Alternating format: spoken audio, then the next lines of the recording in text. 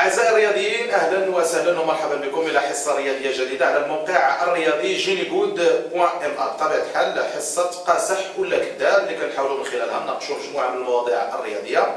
فبعد ما كنا في الأيام الأخيرة نناقش مواضيع كرة القدم والأحداث اللي كانت كتوالى آنذاك، الجمع العام العادي والاستثنائي ديال جامعة كرة القدم، علي الفاسي الفهري، فوزي القجاع، رسالة الفيفا إلى آخره، مجموعة من المشاكل اللي ناقشناها ديال كرة القدم. نتحول إلى رياضة أخرى اللي إذا كانت إلى وقت قريب الرياضة مصدر الفخر ومصدر الاعتزاز ومصدر الفرحة ديال المغاربة، اللي هي ألعاب القوى الوطنية. للنقاش حول هذا الموضوع ومواضيع أخرى داخل هذا العنوان العريض ديال ألعاب القوى، معنا خبير ألعاب القوى السي محمد المعزاوي، رئيس الجمعية الرياضية للسباق على الطريق. أهلا وسهلا. شكرا لك ديال الاستضافة. سي محمد المعزاوي، ما الألعاب القوى؟ وحقا أولا قبل ما نتكلم تنبغي نشكركم على الاستضافة بعد غياب طويل على الانتماء مع الصحافة لأسباب خاصة. أما الألعاب الحمد لله مثلا ما عندنا باش نخافوا، حنا وطنيين مغاربة ما كاين حتى شي مشكل. الفضاء مفتوح، قمة الشفافية، قمة الوضوح، لسنا طرفا في نزاع ولا مصلحة لنا في صراع. ما الألعاب القوى؟ هذا السؤال في الحقيقة ما خصوش يطرح لنا، خصو يطرح للمسؤولين اللي تيصروا على الألعاب القوى. الجامعة السؤال المطروح هذا سؤال كبير وعريض، وهذا السؤال ما خصوش يطرح لنا زعما، خصو يطرح للدولة، يطرح للحكومة، الحكومات اللي تعاقبات منذ مجيء الأحزون. هذا هو السؤال خصو يطرح لمن الألعاب القوى، سؤال خصو يطرح لهم هما. نسطر على ندير واحد الخط احمر على استسلام الاحزون. انا غادي نرجع معاك. العاب القوى يعني بغيت نجبدك من واحد التاريخ ديال 30 اكتوبر، تاريخ اخر جمع عام اللي دار، كان عادي ومن بعد ولا استثنائي. كان واحد الحديث على ملائمه القوانين. واش دخلت العاب القوى حتى هي في هذاك المجهود الجبار ديال السيد الوزير السي محمد أوزين اللي بغى يلائم القوانين ديال كره القدم وديال كره السله وديال العاب القوى؟ واش هذا داخل في اطار كيف كتسمعوا نتوما شي طبخه بحال هكا؟ دابا غادي تجرني الحديث ديال الوزير. لا بدا لي من هنا، انا مع الحوايج الزوينين، لانه سعداء جدا يكون عندنا وزير بحال هكا اللي كيتدخل في الرياضات الشعبيه بهذا المستوى هذا، وعلى الاقل ولا صوتنا وصل للمنظمات الدوليه بحال فيفا، بحال الاتحاد الدولي ديال كره السله. ما كاين مشكل، نجاوبك دابا. هذه الوزاره دخلت 4 ديال الجامعات عندها مشاكل كبيره مع الاتحاد الدوليه مع للاسف، وهذه صوره سيئه بالنسبه للمغرب. علاش؟ صوره جيده بالنسبه للمغرب، تعرف المغرب بالنسبه لي صوره سيئه ما تخدمش قضيه وطنيه تماما. نرجعوا للالعاب القوى، هذا مشكل اخر، هذا مشكل سياسي، هذا خصو يطرح للبرلمان ويطرح للمسؤولين الى اخره. ما بغيتش نتكلم على العاب القوى. العاب القوى ما العاب القوى؟ العاب القوى كانت بخير قبل من 2006. ما كانش مشاكل بالحده اللي تعيش على القوى دابا. ما كان العاب القوى بخير اصلا. وانا نجي نقول بخير. واحد القضيه شنو بخير؟ بخير هو بالنتائج. كاين حصيله، ما كاين مشكل يمشي مع التهاوي، هذاك حق تقول كاين نتائج. المغرب السيد المحترم كان عنده 14 رقم قياس عالمي، كان عندنا تقريبا دي ساك ديال لي ميداليات، شوف اولمبيا ولا بطوله العالم. هادشي ما قلنا. كان المغرب من السته الاوائل في العالم بخير الحمد لله. دابا للجامعه نون كلاسي غير مصنفه في الاتحاد الدولي. علاش غير مصنفه؟ لا تنقول لك انا نجيب لك دابا الاتحاد الدولي تيصنف الدول على حسب المراتب. بطوله الاولمبي ولا البطوله اللي دازت كان على الاقل تيكون عندنا اكثر من 21 اطليت اللي تكون مع 8 الاولين.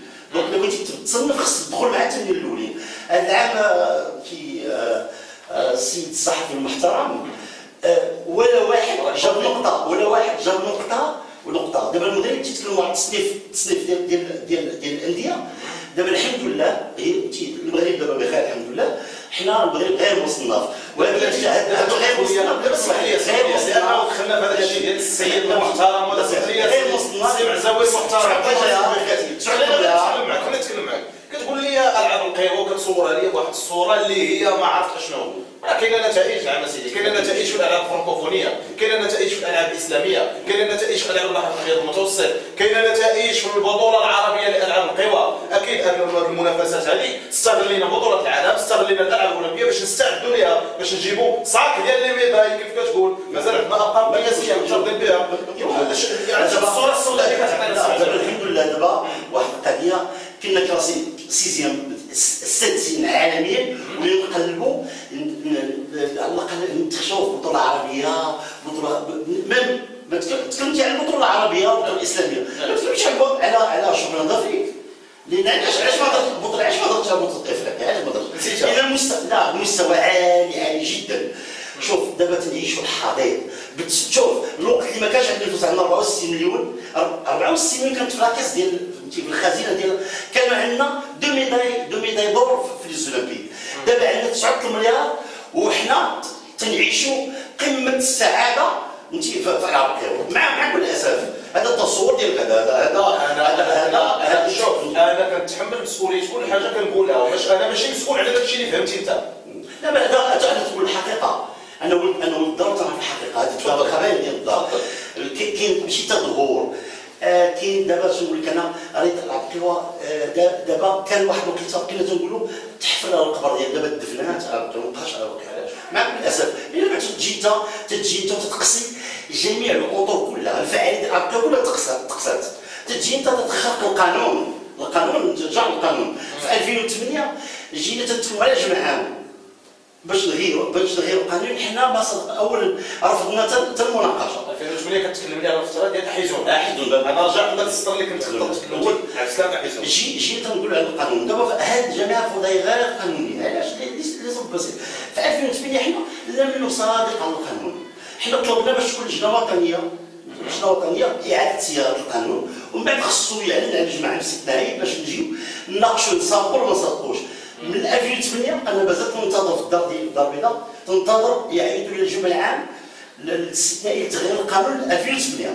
دابا من ذاك الوقت حتى واحد كتنشوف انا في الجريده الرسميه مع كل اسف الجريده الرسميه تيعني اهم شيء تعسف على القانون. راه تبدا من الديبار باش الجريده الرسميه ورفع القلم. لا راه شوف هذا قضيه تدليس. هذا راه سابقه خطيره. شفتي في الجريده الرسميه رفع القلم. لا سابقه خطيره. لا واش الانديه الانديه ما تتناقش قانون وما تصدقش عليه وتجي تخرج في راه هادشي راه تيشكل خطر في اطار دستور جديد. دابا ما بقاش قضيه كانت تجاوزات. دابا الحمد لله ما كاينش كلمه اللي جديد. الحمد لله كاين تغيير القانون. المسائل كلها تغييرات. دابا دار دستور جديد. دابا كلشي غيخضع للقانون. دابا تنقول لك انا في جميع الفضائيه غير قانونيه. كيفاش انت تدير تاهيل واحد الدوله تعطيك 55 مليون باش دير تاهيل باش تبني التيرانات وباش تكون وتقول لك دابا هذا الوقت خصك عندنا 1000 نادي. فين 1000 نادي ما كايناش. تجي تنجم العام هذه 30 تتقصي المغرب كله تتخلي 30 فرقه. كيفاش بغيتي انت تطور العاب القوى؟ تساوي المسائل اللي عندنا جوج ديال الدقائق واستثناء ان يمكن نزيد معك الوقت في هذا الضائع. واش هذه الجامعه هذه ما دارت والو؟ كاع ما دارت لا انجازات لا نتائج لا مراكز تكوين لا حلبات لا والو. واش غير هذا عبد السلام حيزون هو اللي المجرم هو اللي دار كل شيء؟ الحمد لله منذ ما جاء عبد السلام حيزون التعبئه مضاعفه، كل الاشياء موجوده، الاعداء تبارك الله الريزو في جميع انحاء المغرب. علاش نبقاو نضرب هذه الصوره السوداويه؟ لا دارت بزاف د الحوايج. جات قصه النزيل على القوى، جات لاول مره في تاريخ الرياضه تجي جامعه وتتوقف مسير ديال النادي من اعرق نادي في المغرب هو الخميسات. تتوقفوا 5 سنين كانه مجرم. راه في مصر دابا اللي كاين ثور كاين احداث باقي ما قدروش يحكموا على ناس، باقي ما قدروش المحكمه انت تبقى تحسم في الناس اللي جربوا في حق عباد الله. تاريخ ديال الخميسات اللي عطات ابطال عالميين مثلا غير ولا ابراهيم مطيب. شنو على حيت جاوا فينا راه التاريخ ديال العاب القوى كان كله في الخميسات. جيت علاش قصيتي هذا السيد هذا؟ وقفتي علاش؟ لانه دار فوضى. لا ما دارش فوضى. الله يرحمه ما دير فوضى، ما عندوش حق في الجماعه العام. لا ليس له الحق فريق ومعارضه على انه دار الفوضى. شوف ما عندوش حق. شوف القضيه هذيك الناس شحال القضيه ما عندوش حق. رئيس نادي محترم خصهم يستقبلوه بالكبر والغياب. انا صديقي. الله يخليك اسيدي. شوف هادو اللعابات ديال الفوضى، هاد الشيء درت الجامعه جات قصرت الناس يلعب الكره كلها، وجات دابا الحمد لله ختمات. وهاد القضيه انت غتولي سبه في تاريخ المغرب، ووقفات رئيس نادي عريق. هادشي نورمالمون هذا هو النهايه ديالهم. ودابا لحد الان الجامعه وضعيه غير قانونيه. دقيقه مثلا عندك دقيقه السي معزاوي، اكيد كلامك عامر عندك بزاف ما يتقال، كاين اللي يمكن نتفق معك فيه، كاين اللي ما يمكنش نتفق معك فيه نهائيا. المستقبل بالنسبه لالعاب القوى في دقيقه الله يرضي عليك، مستقبل العاب القوى في ظل هذه النتائج، في هذا التكوين الحمد لله المغرب ولا بلد مصدر للابطال، الخليج العربي راه كله ابطال مغاربه الحمد لله. مستقبل العاب القوى، مستقبل العاب القوى غامض. مستقبل العاب القوى فين الناس ديال العاب القوى؟